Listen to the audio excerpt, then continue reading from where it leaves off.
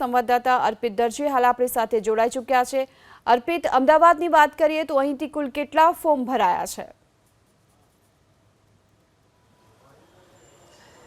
ગીતા, અમદાવાદમાં કુલ 63 ફોર્મ ભરાયા છે, જેમાં અમદાવાદ પૂર્વ બેઠક પર 44, જ્યારે પશ્ચિમ બેઠક પર 19 ફોર્મ ભરાયા છે। અને આજે મતદારો સહિત તેમના જે સમર્થકો, ઠેકેદારો અને ડમી ઉમેદવારી પત્રક ભરનાર જે લોકો છે, નેતાઓ છે, એમના માટે મહત્વનો દિવસ સાબિત થનાર છે। હાલ છું અમદાવાદ પૂર્વ લોકસભા બેઠક પર રિટર્નિંગ અધિકારી છે એમની ઓફિસની બહાર, કે જ્યાં થોડા સમયમાં હવે જે સ્ક્રુટિનીની પ્રક્રિયા છે, એટલે કે જે ઉમેદવારી પત્રક ભરવામાં આવ્યા હતા એની તપાસણીની ચકાસણી થવાની છે। પહેલાં અમદાવાદ પૂર્વ લોકસભા બેઠક પર હસમુખ પટેલ ભાજપના ઉમેદવાર છે, એમની લીગલ ટીમ, એમના ટેકેદાર અને ડમી ફોર્મ જે ભર્યું છે એવા જે ઉમેદવારો છે એ પણ અહીં આવી પહોંચ્યા છે। મારી સાથે દિનેશભાઈ કુશવાહા છે કે હસમુખ પટેલના સમર્થનમાં આવ્યા છે અને ટેકેદાર તરીકે તેમનું નામ પણ છે।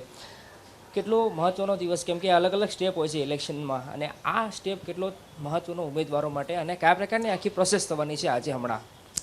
આજે અહીં જે બી ઉમેદવારો હોય છે એ દરેક ઉમેદવારને એની સ્ક્રુટની થતી હોય છે, એના ફોર્મમાં એને કંઈ કરેલી ભૂલો માટેની અહીં જે આરો છે એ ચેક કરતા હોય છે। એ પ્રમાણેની વ્યવસ્થામાં આજે અમે અમારું ફોર્મ ચેક કરવા માટેની જે વ્યવસ્થા છે એ ચેક કરવા આવ્યા છીએ।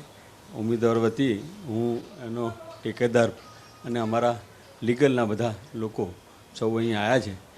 અને એક વ્યવસ્થા એવી જાણવા મળી છે કે ભાઈ જે વ્યવસ્થા સામે જે ઉમેદવારો એને કંઈ ગુનેગાર તરીકે ગુના કર્યા હોય એ પેપરમાં એમને પ્રોડ્યુસ કરવા જોઈએ, એ એમણે કર્યા નથી। અને પાછળથી એની એક સબમિટ કર્યું છે, પાછળથી જે એફિડેવિટ સબમિટ કરી છે એનો જે સમય મર્યાદા છે એ સમય મર્યાદા બી એમણે ઓળગી છે। એટલે કોંગ્રેસના ઉમેદવારનો ફોર્મ કેન્સલ થાય, રદ થાય એવી પરિસ્થિતિ અત્યારે હાલ છે। હવે આગળ જોઈએ શું થાય છે। અચ્છા, તમે વિસ્તૃતમાં સમજાવો કે આપનો વાંધો મતલબ હિંમતસિંહ પટેલ સામે છે? હા, હિંમતસિંહ પટેલે 2 ગુના કર્યા છે। એ 2 ગુના એમણે સુપ્રીમ કોર્ટની ગાઈડલાઇન પ્રમાણે પેપરમાં આપવા જોઈએ, જે એમણે આપ્યા નથી, એનો અમારો વાંધો છે। અચ્છા, કયા ગુના કર્યા હતા અને તમારો શું દાવો છે કે એમને શું એફિડેવિટમાં કહ્યું છે અને શું એમને છુપાવ્યું છે? એમણે ખૂબ ગંભીર ગુનાઓ કર્યા છે અને એ ગુનાઓ એમણે પેપરમાં રિડ્યુસ નથી, પબ્લિક કરવા જોઈએ, કર્યા નથી। એના હિસાબે અમારો એના સામે વાંધો છે। અને એના હિસાબે જે એમણે જે કરવું જોઈએ અને જે ગુનેગાર તરીકેના એમના 2 ગુનાઓ છે એ પ્રજાથી છુપાવવાની એ વ્યવસ્થા એમણે કરી છે। એ વ્યવસ્થા સામે આ પ્રજા એને આ માફ નહીં કરે કે ભાઈ આવી રીતના 2 ગુનાઓ છે। એ સુપ્રીમ કોર્ટે જો જ્યારે કોઈ ગાઈડલાઇન કાઢી હોય તો એ ગાઈડલાઇનનો અમલ એક ઉમેદવાર તરીકે એમણે ચોક્કસ કરવા જોઈએ, કારણ કે સિનિયર રાજકીય વ્યક્તિ છે, એમણે 100% એ વ્યવસ્થા એમણે ગોઠવવી જોઈએ।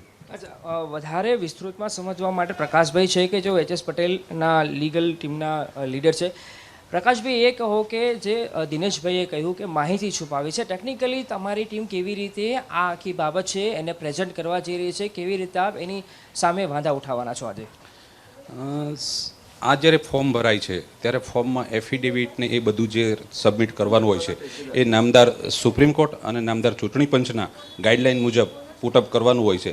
એમાં જે કંઈ પણ ક્ષતિ રહી હોય તો ચૂંટણી અધિકારી સાહેબ શ્રી તે ફોર્મને રદ કરતી હોય છે। તમારો તર્ક શું છે? કયા ગુના હતા અને એની ક્યાં ગુના નોંધાયા હતા અને પાછળથી એમને એફિડેવિટ કરી છે એ શું કરી છે? જે ચૂંટણી પંચમાં જે એફિડેવિટ જે પુટઅપ થયું છે એ જો ગાઈડલાઇન મુજબ પુટઅપ થયું હોય તો કંઈ ડિફિકલ્ટી રહેતી નથી, પણ જો નામદાર સુપ્રીમ કોર્ટ અને નામદાર ચૂંટણી પંચ દ્વારા જ્યારે જે ગાઈડલાઇનનો ભંગ થયો હોય તો તે સામે અમારો સખત વાંધો છે।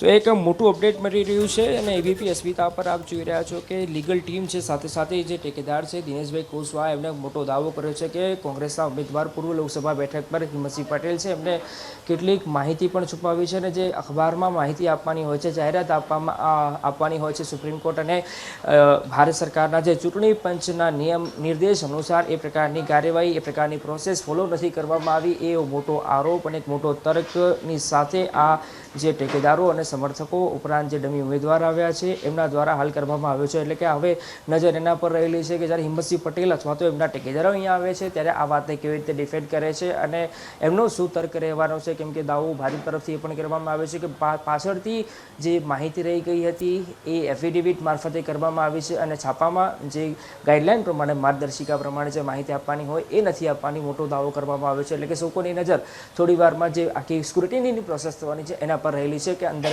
કયા પ્રકારની આખી કાર્યવાહી થાય છે અને બંને પક્ષે કયા પ્રકારની દલીલો થાય છે અને અંતે નિરાકરણ તેનું શું આવે છે. ગીતા.